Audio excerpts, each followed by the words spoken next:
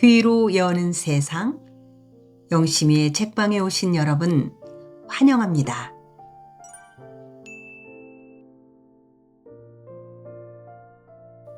우리는 지금 한승원님의 동학제 제7권 제14편을 함께하고 있습니다. 지난 13편에서 이난과 홍순서를 동문루에 휴시를 해두자 어머니와 천만석, 별림이가 쫓아가서 가까스로 불타버린 머리의 재와 몸뚱이를 찾고 별림이는 남아서 이유함을 찾고 다닙니다. 제14편의 이야기가 계속됩니다. 제7권 석대들의 내리는 눈.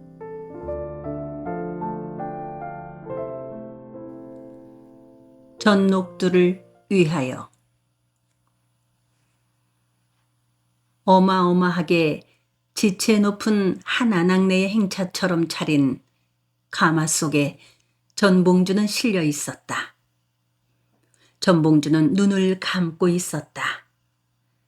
한창 새를 떨칠 때에는 풀잎들마저도 내게로 고개를 돌리더니 운을 다하고 나니 썰물진 바닷물처럼 모든 것들이 날아가고 흘러가 버렸다. 나주 초토영으로 가고 있었다. 전봉주는 아무런 생각도 하지 않으려고 애를 썼다. 생각 한 줄기가 떠오르면 짓뭉개고 또 한 줄기가 떠오르면 다시 짓뭉갰다. 머릿속을 온통 하얗게 비우고 또 비웠다. 일본군 1개 분대와 조선군 2개 분대가 그의 행차를 호위하였다. 들판 한가운데서 그의 행차를 가로막는 한 무리의 가명군과 민보군들이 있었다. 어머나, 어서 길을 비켜라. 가마를 호송하는 조선군 장교가 환도를 뽑아들면서 호통을 쳤다. 맨 뒤에 선 박기명은 가로막는 자들을 향해 총을 겨누려고 했다. 앞송하는 모든 군졸들도 다 그들을 향해 총을 겨누었다. 앞송하는 군사들은 상대를 가명군으로 가장한 동학도인일지도 모른다고 생각했다. 전봉준을 나주로 압송한다는 것을 알고 구하러 나선 것으로 여겼다. 가명군을 인솔하는 젊은 대장이 말고삐를 잡지 않은 손 하나를 번쩍 치켜들더니 가마를 따르는 군사들 앞으로 나섰다. 그를 태운 말이 고개를 번쩍 치켜들고 흥흥거렸다. 말이 하얀 김을 뿜어냈다.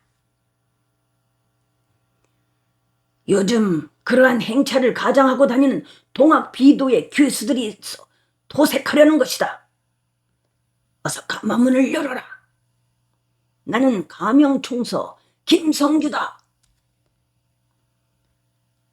이 말을 가마 속에 앉아있는 전봉준이 들었다. 그는 전라 가명의 총서 김성규를 잘 알고 있었다. 김성규는 감사 김학진의 명을 받아 전봉준과 전주 화약을 주도한 사람이었다.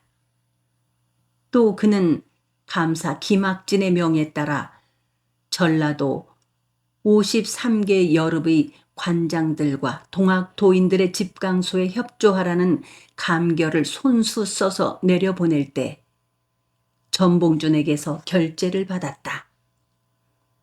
그리고 그 이해 9월에 일본군들과 한바탕 결전을 하려고 한양으로 올라가는 전봉준에게 위봉산성의 무기들을 실어다주는 병기 병참관의 일을 거침없이 해주고 군량을 날라주는 윤영관의 일까지 솔선해서 해주었던 것이다. 그 김성규가 이제는 가명군을 이끌고 동학군들을 치고 있었다. 압송 장교의 명에 따라 하사관 하나가 가마문을 열쳤고 김성규는 다가와 가만을 들여다보았다. 그는 곧 전봉준을 알아보았다. 그의 입에서 나지막한 탄성이 일었다. 전대장. 무상하게 회오리치는 바람이고 세월이었다. 김학진은 한양으로 가고 이도재가 강화 군병들 한 무리를 이끌고 부임해 왔다. 김성규는 감사의 손발 노릇을 하면서 은밀하게 와타나베 이에야스 쪽에 줄을 대고 있었다. 전봉준이 피로리에서 잡히기 하루 전날 밤 김성규는 가명군들을 이끌고 태인 종송마을로 달려가서 김계남을 붙잡아다가 가명에 가두어 놓았다. 그곳 주민들의 밀고가 들어왔던 것이다. 왕을 꿈꾸던 그자 소식 궁금하시지요? 그자는 지금 남원 전주 일대에서 그동안 너무 잔인한 짓을 많이 했어요. 그자 내 이 손으로 잡아 가두어 놓았소. 멀지 않아 효수를 할 것이요. 김성규는 빈정거리듯이 말했다. 그러나 그의 목소리는 비애에 젖어 있었다. 전봉준은 뒤통수를 한 대 얻어맞은 듯 싶었다. 두 사람의 눈길은 한동안 허공에서 오랫동안 마주 닿아 있었다. 이윽고 김성규가 애매모호한 말을 뱉었다. 희망을 잃지 마시오. 이 시대는 당신을 잃고 싶어 하지 않습니다. 잘하면 당신은 살아날 수도 있을 것이오. 당신 뒤에는 당신을 아까워하는 사람들이 많이 있어. 만일 당신이 살아나면 당신이 구하고자 했던 억조 장생들을 지금과는 전혀 다른 쪽으로 구해서 이끌어갈 수 있게 될지도 모르오. 당신이 하려고 하기에 따라서 그때 가서 이 김성규 잊지 마시오. 길은 반드시 한 길만 있는 것은 아니오. 지름길도 가는 길도 있지만 애움길도 있어. 김성규는 말머리를 팩 돌리면서 자기의 부하를 향해 소리쳤다. 가자. 나주 초토영 안에서 기이한 일이 하나 벌어졌다. 김경천과 박기명과 김도출은 전봉준의 가마를 뒤따라와 있었다. 그들은 동문 앞의 주막 복록방에 머무르고 있었다. 그들은 일본군 장교나 순무사나 경리청 대관이나 나주 목사 민종렬 등으로부터 동학 괴수를 잡는데 신명을 다한 자기들의 공로에 대하여 커다란 상을 내리게 해주겠다는 확약을 받고 싶었다. 박기명은 동원을 수시로 드나들면서 삼공형들을 만났다. 물론 조선인 장교 개칠이도 만나고 이규태도 만나고 일본군 정보 장교인 와타나베 중위도 만났다. 그들은 잠시만 기다리라고 하기도 하고 집에 돌아가서 기다리고 있으라고 하기도 했다. 그냥 돌아가서는 안 됩니다. 저들은 자기들이 전봉준을 잡았다고 장계를 올릴 것입니다. 그래서 아주 끝장을 보고 갑시다. 만일 우리의 공을 빼앗아가면 우리들이 할 수 있는 대로 여러 이유로에다가 청혼을 할 거라고 으름장을 놔둡시다. 그들은 단단히 약조를 하였다. 그들 셋은 모두 전봉준을 잡아준 대가로 최소한 현감이나 군수자리 하나쯤은 얻을 수 있을 거라고 생각하고 있었다. 그날 밤 그들은 개치리하고 만났다. 이 판국에 누가 당신들한테 그러한 확약을 해줄 것 같소? 내가 다 알아서 장계를 올리게 하고 공이 세 사람한테 고루 돌아가게 해줄 터이니까 돌아가서 기다리십시오. 개치리가 이렇게 말을 했지만 그들은 고개를 젓기만 했다. 그들은 개치리를 의심했다. 저 간사한 놈이 우리 공을 저 혼자 독차지하려고 그런다. 개칠이 저놈 말 믿어서는 안 됩니다. 이제는 막판이요. 전봉준이 잡힌 마당이고 장흥 동학군들도 다 무너졌고 이제는 저들 쪽에서 아쉬울 것이 없게 되었어요. 지금 확약을 분명하게 받아놓지 않으면 안 돼요. 김경천이 이렇게 말을 했고 박기명과 김도출이 맞장구를 쳤다. 그들은 초저녁부터 술을 마셨다. 김도출이 주모한테 장담을 했다. 돈은 얼마든지 드릴 테니까 안주 있는 대로 술 있는 대로 다 내놓으시오. 우리 다 현감이든지 군수든지 한 자리씩 할 사람들이요. 박기명은 은근자까지 불러들였다. 술에 취하자 그들은 노래를 부르고 춤을 추었다. 은근자의 침한 말과 속옷 속으로 손을 넣고 수작을 부렸다. 술에 곤죽이 된 김도출은 이제야 한을 풀게 되었다며 엉엉 울어대기도 했다. 꼭두 새벽녘이 되어서야 그들은 잠이 들었다. 그들의 품속에 들어있던 은근자들은 불을 끄고 돌아갔다. 오래지 않아 그 주막에 큰 소동이 벌어졌다. 경리청 소속 군인들 여나무 명이 들이닥쳤다. 자고 있는 김경천, 김도출, 박기명을 끌어냈다. 왜들 이러는 것이냐? 우리들이 누구인 줄 알고 감히 일어나냐? 우리는 사지에 뛰어들어서 전봉준을 잡아온 사람들이니라. 멀지 않아 상감께서 후한 상을 내릴 것이라고 그래서 여기서 기다리고 있느니라.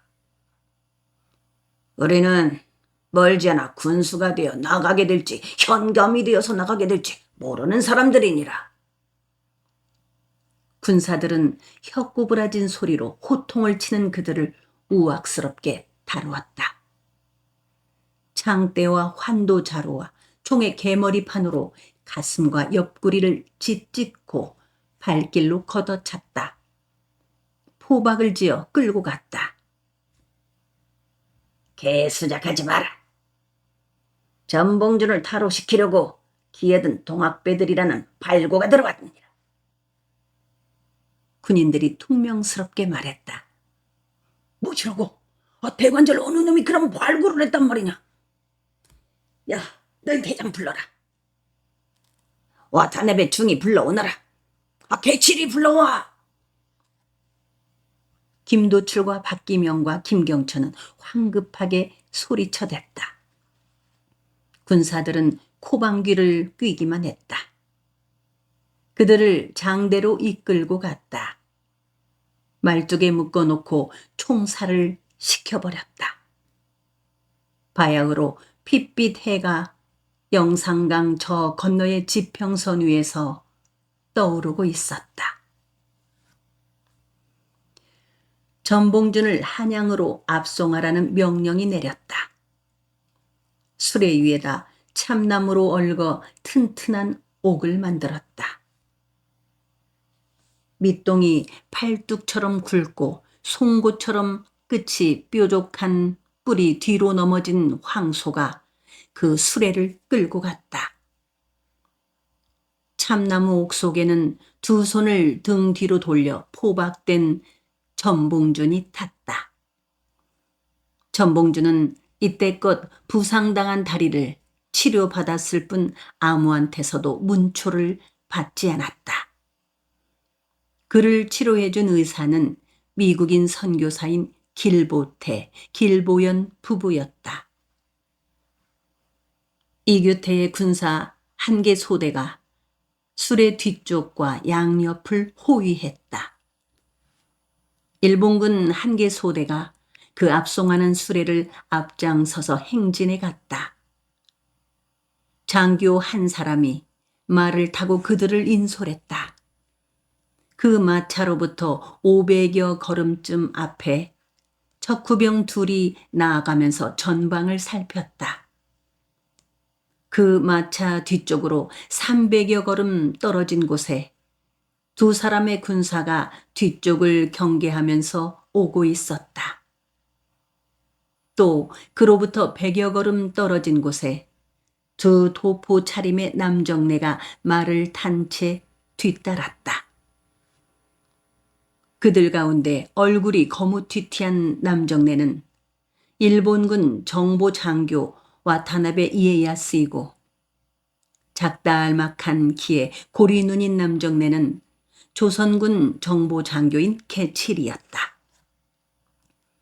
와타나베 중위는 간밤 보고서를 작성했다.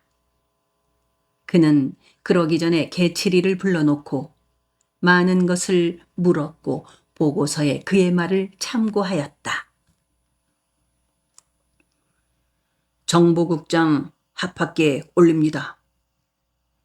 천황폐하의 은혜로움 때문에 하루하루를 아무 탈 없이 보내고 있는 소장은 경건한 마음으로 동방요배를 하고 나서 이 글을 적사옵니다. 이번 동학배들이 가장 치열하게 움직인 전라도 53개 여룹들을 휘돌면서 민심을 살핀 결과를 종합하여 보고드리옵니다.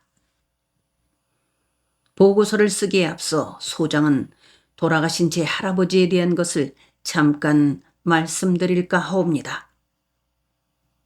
제 할아버지는 손자인 저에게 정한 의식을 제 뼛속 깊이 새겨주었사옵니다. 제 할아버지께서는 자기의 한을 풀어달라고 제 이름을 황공하옵게도 와타나베 이에야스라고 짓고 제 형 이름을 와타나베 히데요시라고 지었사옵니다. 소장은 천황폐하께 충성을 다하고 제 할아버지의 한을 풀어드리기 위하여 조선에 오기를 자원하였으며, 그런 만큼 저는 신명을 다하였사옵니다. 조선 사람들은 김홍집 등의 개화당 내각에 대하여 별로 탐탁스럽게 여기지 않사옵니다. 그들을 탐탁스럽지 않게 여기는 양반계층이나 상민계층이나 다 마찬가지입니다. 개화당들은 분명하게 인민대중들을 앞장서서 이끌어갈 만한 지식이나 철학도 가지고 있지를 못하고, 인민대중들로부터 우러름을 받을 수 있을 만큼 희망을 주지도 못합니다. 일찍이 외무 대신 무스무네미스께서 말씀하신 바와 같이 그 개화당들은 아무 실속이 없이 시끄럽게 떠들기만 하고 있는 체하고 경망스럽게 움직이는 소인배 같은 것들이 옵니다. 조선 사람들은 국태공 대원군 이하응에 대하여 좀 더 후하게 생각을 하고 어떤 기대인가를 하는 것이 사실이옵니다. 그렇지만 그것은 어디까지나 많이 가진 자들이나 양반계층 사람들의 생각일 뿐입니다. 보다 많은 수를 차지하는 상사람들은 대원군 이하응을 버린 지 오래입니다. 대부분의 조선 사람들의 생각은 그야말로 전봉준에게로 쏠려 있사옵니다. 이것은 전주 가명의 김시성을 가진 한 고급 관원이나 나주 초토영의 많은 관원들까지도 그러한 생각들을 가지고 있사옵니다. 그 약삭바른 관원들은 우리 일본 쪽에서 조선 안에 어떠한 인물 하나를 내세워 정사를 펌으로써 성공을 거두려면 반드시 전봉준을 옹립하여 하여야 한다고 내다보고 있을 정도이옵니다. 조선 인민 대중들의 우러름을 받을 수 있는 사람은 그 인민들과 함께 고락을 함께하려 하는 의기와 의협심으로 말미암아 만들어지는 것입니다. 그 영웅은 인민 대중들을 말 한마디로 홀릴 수 있어야 하고 혹됨 속으로 이끌어갈 수도 있는 믿음의 힘도 갖추고 있어야만 합니다. 그가 인민 대중들에게 죽으라고 한다면 그들이 모두 단박에 죽을 수도 있는 종교적인 힘과 지도력을 가지고 있어야 합니다. 물론 그 전봉준을 어떻게 회유할 것인가 하는 것이 문제이기는 하옵니다. 그렇지만 저는 그것도 별 문제는 없으리라고 봅니다.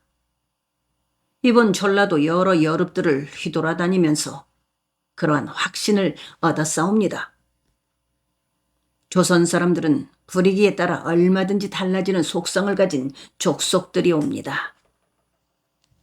사람이란 모름지기 호화로움에 한번 맛을 들이게 되면 아편의 황홀한 맛에 중독되는 것과 마찬가지로 벗어나기가 어렵고 아무리 철기가 굳은 사람도 그것을 버리기 십상이옵니다. 전봉준을 잠시 일본으로 망명시켜 보시옵소서. 우리 일본의 발전상을 살피게 하고 호화로운 생활을 맛보게 함으로써 그의 머릿속에서 일본 제국주의의 혼을 심어가지고 장차 조선 통치의 앞잡이로 삼아이 좋을 것이옵니다. 전봉준을 그렇게 하는 것은 조선의 입장에서 보아도 좋고 전봉준 개인으로 보아서도 좋을 것이며 대일본 제국으로 봐서도 좋으리라 보옵니다. 부디 소장의 의견을 허술하게 여기지 마시옵기를 바라오며 동방을 향해 천황배하께 절하고 임한 줄이옵니다. 첨기 이번 동학배들의 초토 사업에 공이 큰 개칠이라는 조선인 정보 장교를 우리 대일본 제국의 정보국으로 끌어들이면 매우 기묘하게 쓰일 듯 싶사오니 허락하여 주시기 바랍니다. 대일본 제국 정보국 중위 와타나베 이에야스 올림. 압송 행렬을 멀찍이 뒤따르는 와타나베 이에야스는 가끔씩 말을 달려 전봉준이 타고 가는 수레 옆으로 가보곤 했다. 참나무 얼개 사이로 전봉준의 모습이 훤히 보였다. 전봉준은 눈을 힘주어 감고 있었다. 전 대장, 불편한 것이 있으면 말씀하십시오. 와타나베 중위가 유창한 조선말로 이렇게 말했다. 전봉준은 눈을 뜨지 않았다. 전봉준은 자기의 대한 환대가 부담스러워 견딜 수 없었다. 관원들은 물론 일본 군사들까지도 그의 눈치를 살피고 굽실거렸다. 나주 목사 민종렬은 아침 저녁으로 전봉준이 갇혀있는 옥에 들러 안부를 묻곤 했다. 그리고 전봉준을 지키는 군사와 관원들에게 장군에게 올리는 진지나 국이나 찬, 그 어느 것 하나라도 소홀함이 있어서는 안 될 것이니라. 하고 엄히 당부를 하였다. 전봉준은 관원들이 자기에게 그토록 신경을 쓴 까닭을 알고 있었다. 김옥균을 그렇게 하였듯 자기를 일본으로 끌고 가서 회유를 할지도 모른다고 생각됐다. 그것은 끔찍스러운 일이었다. 이 강토 방방곡곡 안에 도인들의 시체를 질펀하게 깔아놓은 내가 어떻게 목숨을 부지한 채 일본까지 끌려간단 말인가. 전봉준은 그들이 그렇게 하려 하는 것에 대비하여 던져줄 말 하나를 오래전부터 준비하여 머금고 있었다. 나를 죽이되 반드시 종로 내거리에서 목을 베어 매달 것이며 오가는 모든 사람들에게 내 피를 고루 뿌려주는 것이 옳을 것이니라. 남십자성을 향해 평사는 앞장서서 가는 도부장수 두 사람의 뒤꿈치만 밟으며 걸었다. 그들은 소금장수 차림이었다. 푸른 산 깊은 계곡물같이 짓거리면서 지칠 줄 모르고 잘도 걸었다. 뒤를 따르는 평사는 지쳐 있었다. 그의 머릿속에는 안씨의 하얀 얼굴만 들어 있었다. 170리 상거인 나주에서 회령진까지의 길이 1700리가 훨씬 넘을 듯 싶었다. 발은 부르트고 다리는 팍팍했다. 몸은 천근이나 되는 듯 싶었다. 긴장을 풀면 금방이라도 땅바닥으로 허물어져 버릴 듯 싶었다. 오직 안씨한테 가고 싶은 생각이 그의 지친 몸을 지탱하여 주고 버팅기게 해 주었다. 살을 에일 듯한 바람이 산 모퉁이를 돌아왔다. 그 바람에 눈보라가 섞여 있었다. 하늘에서는 구름장들이 어차 소리치며 달리고 있었다. 솔바람 소리가 파도 소리 같았다. 사람은 아무리 부자로 잘 살아보려고 허둥대더라도 소용이 없는 법이요. 사주팔자에 한번 딱 정해져 있으면은 정해진 대로 살아가야 하는 것이요. 키 작다 알막하고 얼굴 세목골인 도부장소 김전주가 말했다. 그는 키 헌칠한 도부장수와 수인사를 할 때 자기의 성에다가 살고 있는 땅 이름을 붙였던 것이다. 눌눌하게 뜬 흰 두루마기 자락을 허리띠 속에 쳐 올려 묶었고 알상투 위에 투거리를 쓰고 있었다. 그 정해진 운명이라는 것이 그대로 돌고 도는 것이지 않던가요? 윗역세야, 아랫역세야, 전주고부 녹두새야, 누른박 딱딱 후여. 아이들 이 새 쪼는 소리가 벌써 100년 전부터 나온 것이오. 동학이 일어났다가 뚝 이렇게 전멸이 되도록 정해진 것이오. 헌칠하게 키 큰 도부장수 이삼례가 맞받았다. 그는 자기의 성에다가 고향 땅 삼례를 이름으로 붙인 것이다. 그도 두루마기 자락을 허리띠로 동여 묶은 채였고 털모자를 쓰고 있었다. 비결에 그랬다고 하지 않던가요? 나주에서 장흥에 이르는 길에는 사람의 그림자도 찾아보기 어렵게 될 거라고. 그것도 틀린 말이 아니겠어요. 평사는 개칠이한테 붙잡힌 다음 나주 초토영까지 끌려갔다. 개칠이는 평산이를 달랬다. 자기의 비서가 되면 곧 장가를 보내주고 손톱 밑에 흙물에 묻히지 않고 살아갈 수 있도록 해주겠다고 했다. 벽사역에서 살던 때처럼 자기에게 고분고분하기만 하면 집도 사주고 일본 은화도 모을 수 있게 하겠다고 했다. 자기는 곧 일본의 정보국으로 들어가게 될 거라고 했다. 그는 개칠이가 시키는 대로 하겠다고 고개를 끄덕거렸다. 처음 그는 개칠이가 다시 무슨 짓을 하라고 하든지 다 해낼 수 있다고 생각했다.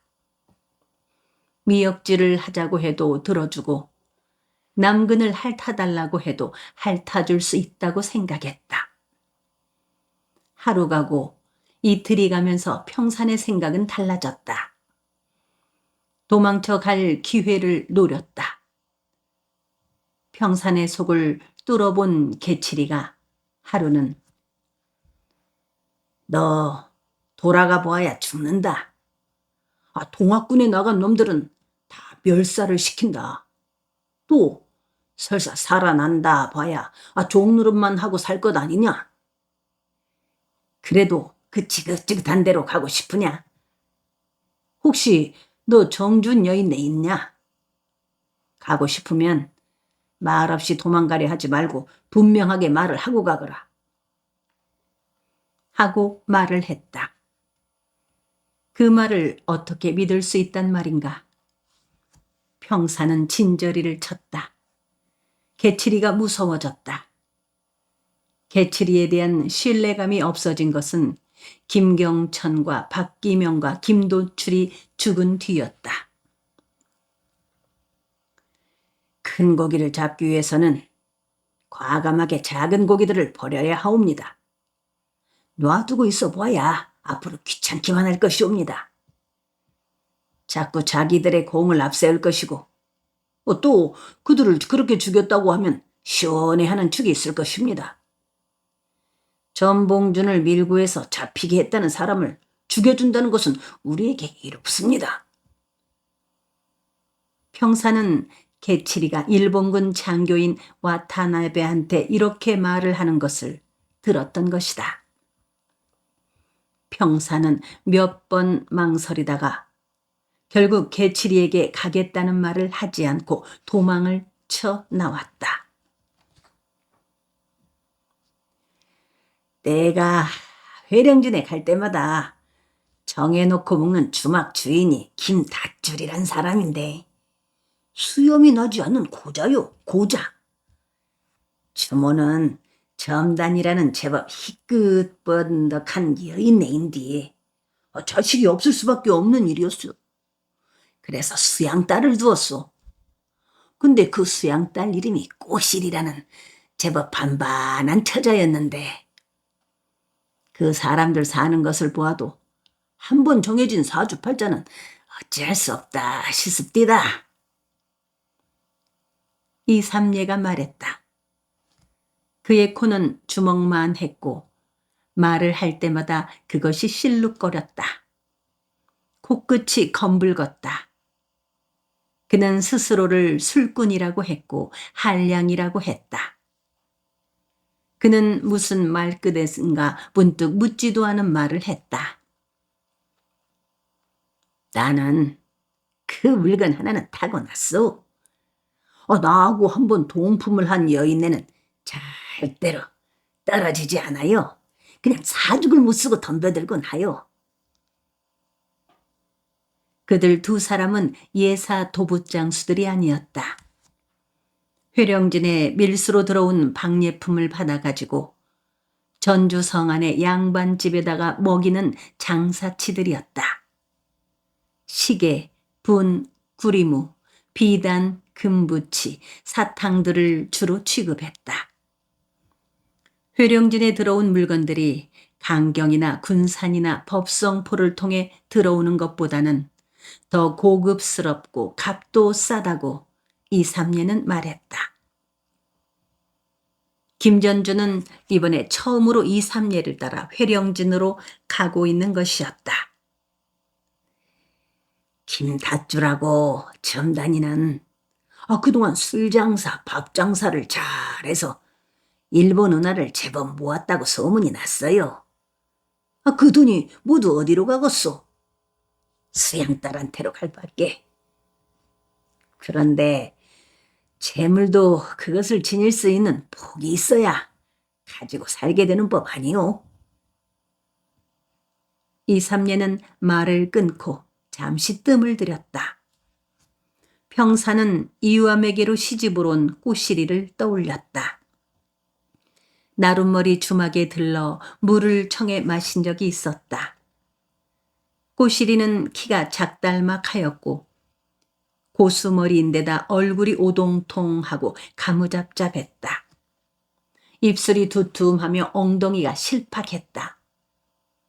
함께 간 악산이 꼬시리의 엉덩이를 한번 슬쩍 건드려 본 적이 있었다.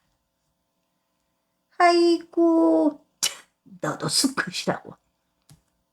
그때 코를 찡긋하고 악산을 돌아보며 웃던 꼬시리의 얼굴이 보이는 듯 싶었다.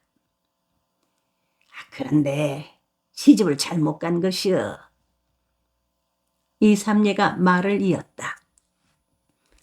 김닷줄이 부부는 처음에 내독도 우암이란 놈을 대릴 사이로 삼았는데 그 놈은 엉뚱하게도 같은 마을에 한 소금장수 놈의 각시한테 홀려 있었단 말이여. 구림에서 시집온 젊고 이쁜 각시란 말이여. 소금장수 놈이 소금찜을 지고 나가고 없는 틈에 그 각시하고 우아미하고 배가 맞아가지고 아주 친정으로 가서 살아버렸소려. 그런데 10길 물속은 알 수 있어도 한 길 사람 속은 알 수가 없는 것이라 꼬시리 그년이 애초부터는 그만 구석이 있어요. 회령진 수근 한 놈하고 정을 두고 살아왔던가 봐요. 수근 놈을 싹 외면하고 시집을 가기는 갔지만은 우엄이 그놈이 구림에 가서 돌아오지를 않으니까는 입맛 당기는 김에 아주 드러내놓고 그 수근 놈하고 살아버린 것이여. 그런데 그년이 색이 얼마나 센지 그 수근 한 놈마저는 성이 차지를 하는 것이라. 주막에 주나드는 씩씩하고 튼튼하고 반반한 놈이면 제 방으로 끌고 들어가곤 한 것이요. 그래요. 근동의 잡념들은 모두 다 여남은 차례씩 들랑거리고 그러다가 보니까는 그 주막집 술이나 밥은 날이면 날마다 해도 지기 전이나 동나버리고 근동의 돈들이 그 주막으로 다 빨려 들어간다고 야단들이었소. 그런데 그 환양년질이 어디 오래 갈 것 같소. 어느 오소리 잡놈이 옮겨주었는지 임질 배독을 다 옮았소 그려. 약을 쓴다고 써봤지만은 그것이 쉬 좋아지는 화류병이요. 인연이 독이 오르게 되니까는 그 화류병을 이 세상의 모든 남정네들한테 다 옮겨주려고 미친 개 흘레붙으셔 했어. 그러다가 나중에는 회령진 앞바다에 몸을 던져버렸구먼요. 색이 사람을 망쳤구먼. 김전주가 말했다. 그래, 사람은 자기가 타고난 운명을 어찌하지 못한다 그 말이요. 그 꼬실이라는 옆에 내가 도망가버린 상장사 딸이요. 가만히 엎드려 수양딸 노릇을 하고 있으면은 자식 없는 김다쭈라고 점단이하고가 평생토록 벌어놓은 재산이 다 어디로 가겠소? 은밀하게 기둥서방 하나 보고 살았으면 얼마나 좋을 뻔했소. 그런데 이놈 맛보고 저놈 맛보고 그 지경이 된 거 아니요. 그럼 그 김다쭈리 점단이가 벌어놓은 재산 다 어디로 간 것이오? 어느 날 업동이 하나가 들어온 모양입디다. 그 업동이라는 놈 팔자도 참 묘하오. 태어나서 버려질 때에는 거지보다 못한 신세가 될 운명이었겠지만 어쩌다가 김다쭈리 집에 들어와서 그야말로 복이 덩굴째 떨어진 것이지라오. 업동의 그놈은 평생 가만히 앉아서도 먹고 살 것이오. 그래서 복은 나면서부터 타고난단 말이오. 동학배들이 부자 없애고 양반 없애고 그 사람들의 땅을 모두 빼앗았다가 평균적으로 분배를 해서 산다고 야단들였지만 어디 그것이 그렇게 됐소?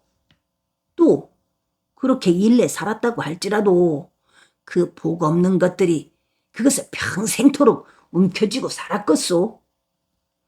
내가 생각하기로는 땅 한 떼기 지킬 복자가리가 없는 동학배들이 갑자기 땅이나 재산을 억지로 빼앗아 가지고 있다가 보니께로 그 땅이나 재산에 치여서 그렇게 생죽음을 한 것 같습니다. 이삼례는 이렇게 결론을 내렸다. 이삼례 동무도 팔자에 없는 재산 너무 많이 모으려고 하지 마시오. 그 재산에 치여 죽으리다. 김전주가 우스갯소리를 했다. 회량진이 별로 넓지 않은 바닥이오만 참으로 희한한 일이 많이 벌어지는 곳이오. 이삼례가 말했다. 그는 아직도 할 이야기가 많은 듯 싶었다. 그 이야기 때문에 길이 지루하지 않았다. 또 무슨 재밌는 일이 벌어져 있어? 김전주가 추임새를 먹이듯이 물었다. 사람들한테는 양반 팔자가 있고 상놈 팔자, 종놈 팔자, 정년의 팔자가 분명히 따로 있어. 그것은 또 무슨 소리요? 김전주가 물었다. 이삼례는 잠시 뜸을 들였다가 내 덕도에 참봉이 하나 사요. 하고 말했다. 평사는 가슴이 뜨끔했다. 자기 들으라고 말을 하는 듯 싶었다. 가슴이 두근거리고 얼굴이 화끈거렸다. 이삼례가 말을 이었다. 그 참봉 맏아들이 효령진성 안에다가 첩을 하나 두고 살고 있었소. 그런데 지난 여름 동학배들 세상이 되었을 때 그놈의 각시를 그 집 종놈 하나가 빼앗아다가 살았단 말이오. 저런. 김전주는 뭐라고 욕을 하려고 했다가 재빨리 차우간에 그 종놈도 나기는 난 놈이오. 그래서 어찌 됐소? 하고 맞장구를 쳐주었다. 그는 호기심을 주체하지 못했다. 이삼례가 말을 이었다. 그런데 이번에 세상이 뒤바뀌자 참봉 아들이 그 각시를 찾아왔답디다요. 그놈이 치덕스러운 놈이오. 찾아온 각시를 어떻게 해놓은 줄 아시오? 개나 돼지같이 우란에 가두어 놓고 산다요. 방 하나를 아주 감옥같이 만들고는 자물쇠를 야무지게 채놓고 하루 세끼 밥하고 물만 넣어주고 요강 넣어주고. 평사는 뒤통수를 한 대 얻어맞은 듯 싶었다. 이삼례는 침을 한 번 울컥 삼키고 나서 말했다.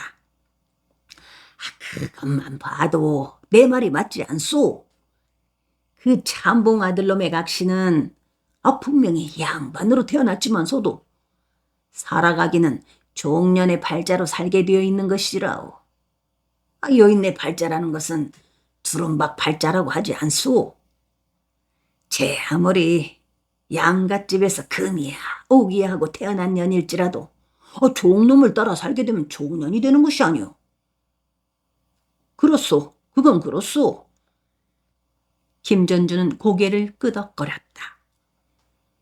고일평이 우산도에 숨겨놓은 안씨를 찾아온 모양이다. 평사는 부르르 몸을 떨었다. 고일평이 가두어 놓은 안씨를 어떻게 빼낼까? 안씨를 데리고 어디로 도망을 갈까? 하늘만 빤히 보일 뿐인 지리산 속으로 들어가야 한다. 그런데 우리 아기는 어찌 되었을까? 아기의 달떡 같은 얼굴이 떠올랐다. 고일평이 아기를 죽여버리지 않았을까? 만일 그랬다면 고일평을 죽여야 한다. 평사는 이를 뾰두둑 갈았다. 높은 제 꼭대기에 올래 섰다. 앞장서 가던 이삼례가 발을 멈추었다. 이대로는 안 돼요. 이렇게 말을 하고는 괴나리 보찜 속에서 양태 드넓은 갓을 꺼냈다. 허리띠에 두르고 있던 두루마기 자락을 풀고 망건과 탕건을 쓴 다음 갓을 얹어 썼다. 이제부터 김전주 동무는 아까 제 넘어오기 전에 했던 것처럼 나를 배행하는 하인 노릇을 하고 마대응 평산이는 내 몸쪽 노릇을 하도록 하시오. 혹시 우리가 동학도인들로 비치면 병영 군사들한테 영 안으로 끌려 들어가서 다리뼈가 부러지든지 목이 잘리든지 할 것이오. 김전주는 패랭이를 꺼내 썼다. 행전을 치고 들매끈을 단단히 했다. 평사는 알상투에 흰 수건을 동였다. 이삼례의 도부찜을 짊어졌다. 요즘 한낮에 성문을 지나갈 때는 이렇게 차려야만 하요. 내 호패하고 물금첩이 짱짱하니까 당신들은 염려하지 않아도 될 것이오. 가명 안에서만 쓰는 것인데 그냥 가지고 다니는구먼요. 앞으로 보시오마는 그것이 포졸들이나 군사들한테는 효용이 아주 대단하요.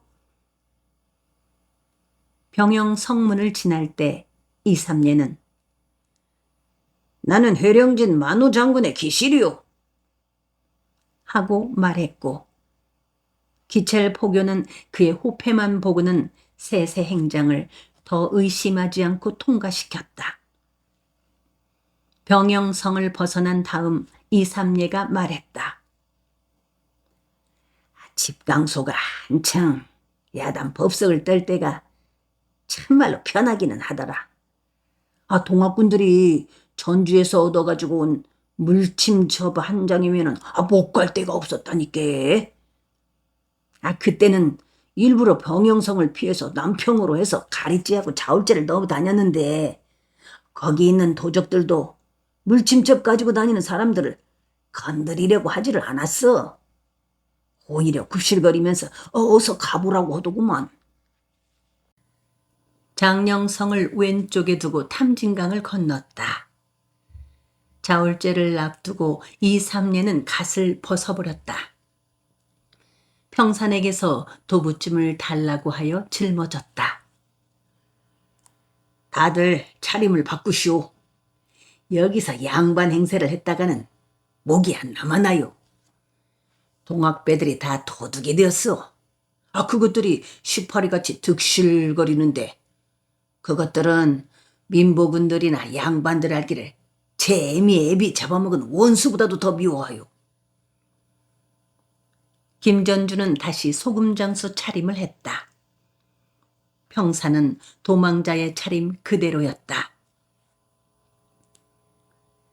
여기서는 마대응 당신이 제일로 마음 편한 사람으로 넘어갈 수 있을 것이오. 여기서는 철저하게 도인 행세를 하시오. 도둑들이 나타나서 짐을 벗으라고 하거든 두말하지 말고 벗어주면서 눈을 감고 시천주 조화정 영세불망 만사지 하고 외우시오.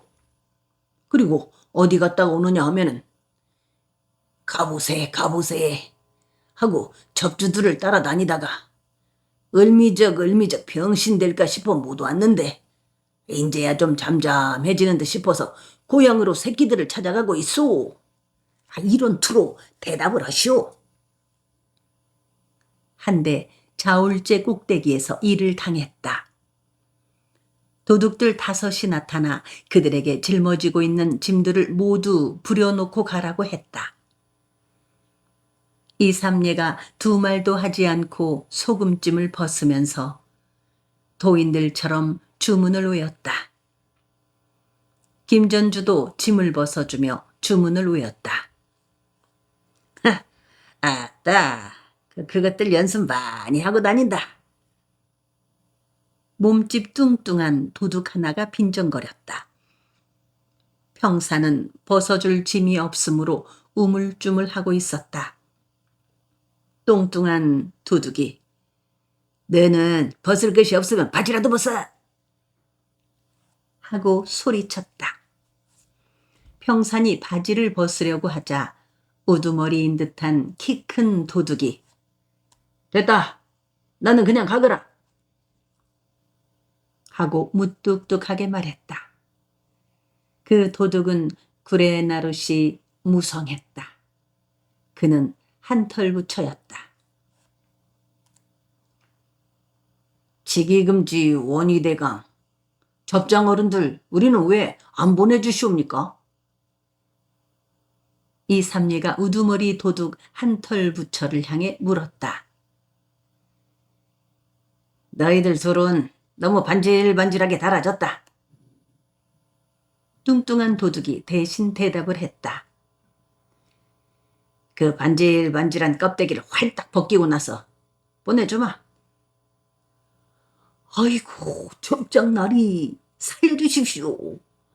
밑구멍에서 삐약거리는 소리가 나도록 소금찜을 짊어져야만 바가지에다가 밤 주어 담아 놓은 것 같기로 새끼들하고 간신히 목구멍에 풀칠이라도 할 수 있는 이 불쌍한 것을 살려주십시오.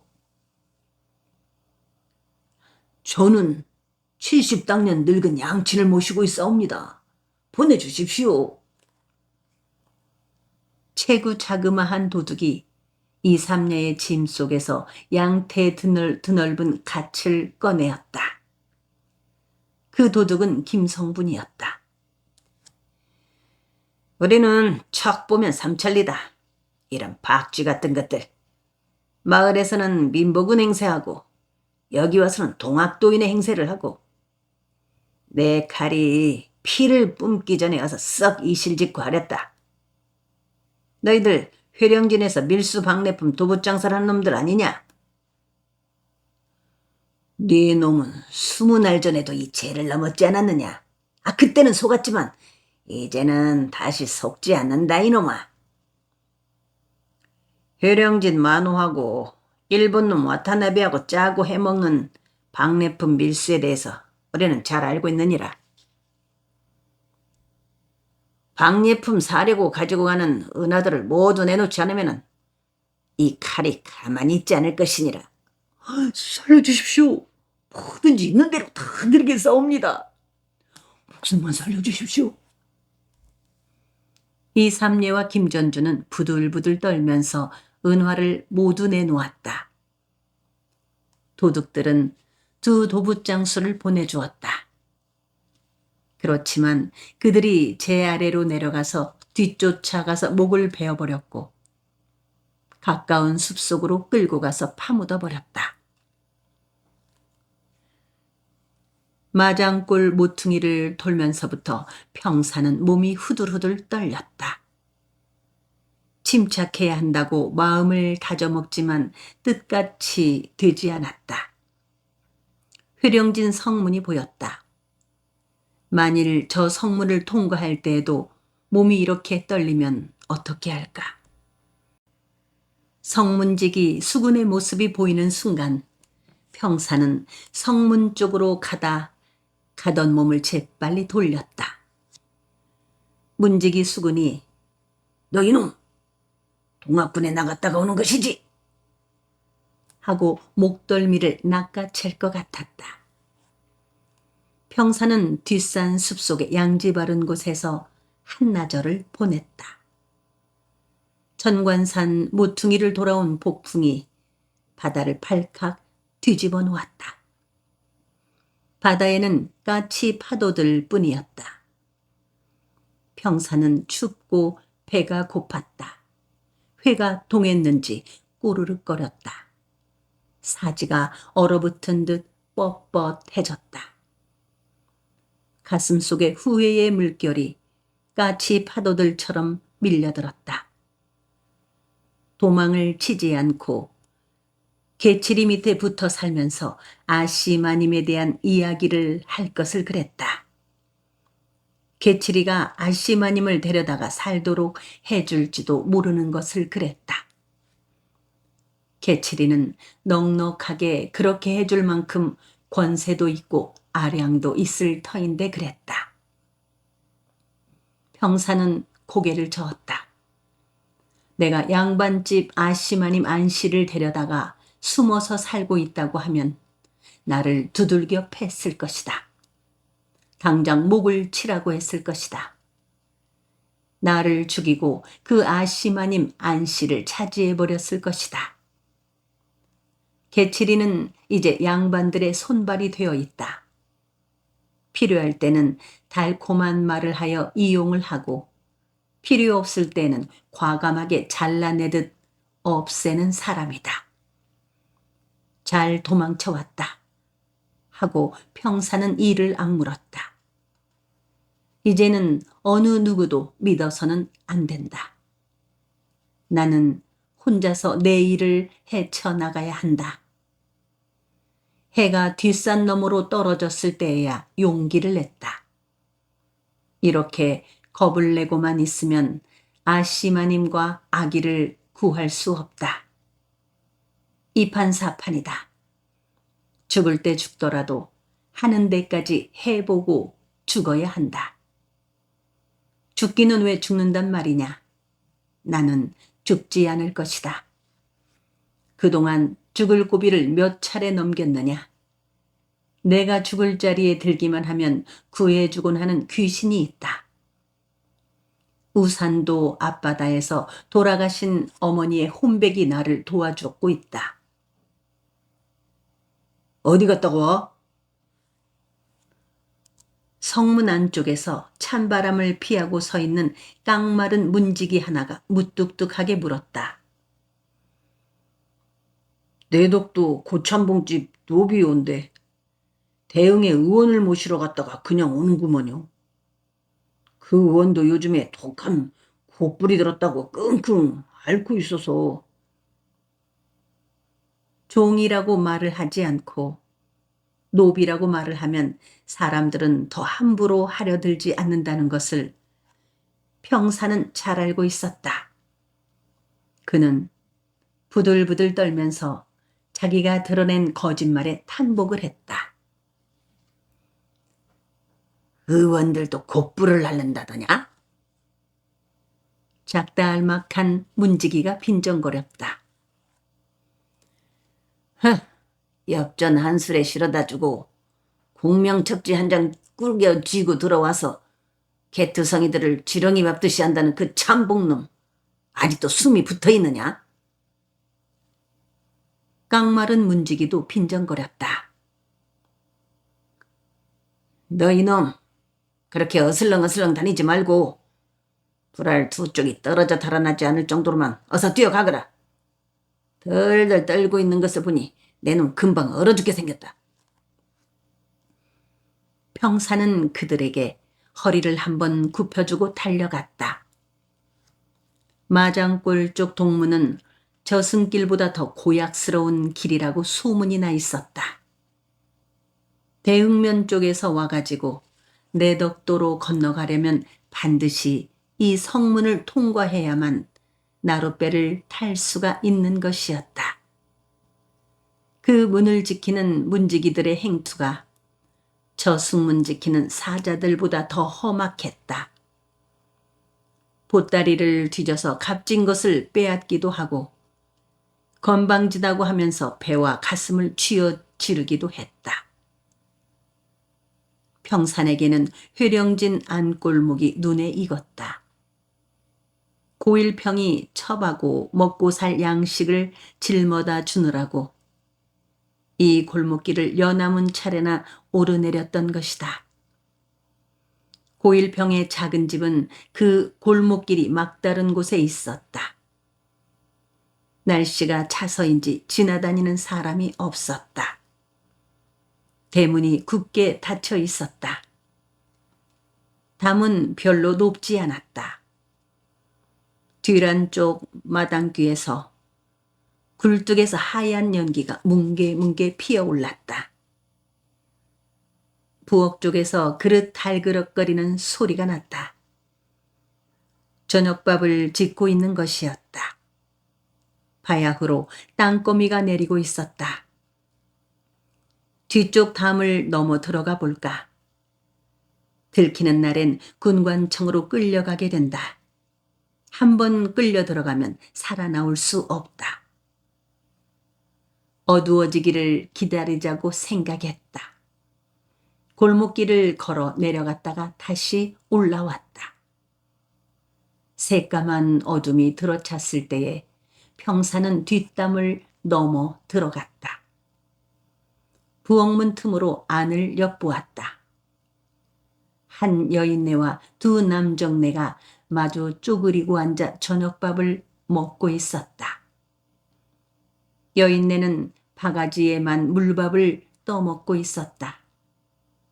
그들을 보는 순간 평사는 눈앞이 어지러워졌다. 가슴이 더욱 세차게 뛰었다. 여인네는 고참봉집의 여종 찰숙이었고 남정네들 둘은 영산과 덕산이었다. 영산은 그의 아우였고 덕산은 찰숙이의 남정네였다. 저것들 셋만 눈을 감아주면 아시마님을 빼내 도망갈 수 있을 것이다. 안방의 대돌에 남정네의 가신과 여인네의 꽃신 한 켤레가 나란히 놓여 있었다. 가슴이 쿵쾅거렸다. 고일평과 첩이 저녁을 먹고 있는 것이었다. 평사는 허기가 졌다. 입속에 군침이 괴었다. 목젖이 당그레짓을 했다. 배가 꾸르륵거리면서 쓰라렸다. 아시마님 안씨가 갇혀있는 부엌 방문 앞으로 갔다. 문고리에는 자물쇠가 걸려 있었다. 방 안에는 불이 켜 있지 않았다. 어둠 속에서 그릇 달그락거리는 소리가 났다. 저 깜깜한 속에서 갇힌 아시마님이 밥을 먹고 있는 것이로구나. 불도 밝혀주지 않다니. 슬픔과 울분이 그의 숨결을 가로막았다. 그때 아기의 칭얼거리는 소리가 들려왔다. 아기가 죽지는 않았구나. 아기의 소리가 그의 가슴속을 환히 뚫어주었다. 까만 자물쇠통을 만져보았다. 이것을 어떻게 열고 아시마님을 끌어낼까? 고일평을 죽이는 수밖에 없다. 아니다. 참고 기다리자. 고일평이 나들이를 하고 없을 때 집안 사람들을 모두 묶어놓고 아시마님을 끌어내야 한다. 아니다. 고일평이 없을 때 첩 화월이한테 아시마님 빼내가는 것을 눈감아 달라고 통사정을 하는 수밖에 없다. 화월이한테는 아시마님의 목에 가시일 터이다.